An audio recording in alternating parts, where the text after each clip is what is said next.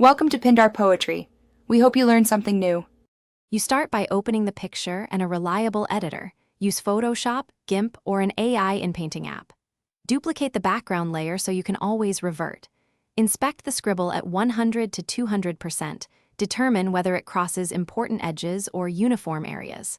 Next, choose the healing brush for small strokes, the clone stamp for structured textures, or the in-painting tool for complex fills. Once chosen, make a light test pass on a small area to confirm brush size and hardness. You now remove the scribble with deliberate passes. Start with small strokes and match brush hardness to the surrounding texture. That preserves grain. When you encounter repeating patterns, switch to the clone stamp and sample from multiple nearby areas to avoid repetition. For soft gradients, use the healing brush to blend color and luminance. If the mark is large, paint a mask over it and run in-painting in stages. Refine edges after each pass. Make sure to zoom out periodically to check overall consistency. You finish by refining edges and matching tones so the edit is invisible. Use subtle dodge and burn or a tiny Gaussian blur to equalize transitions.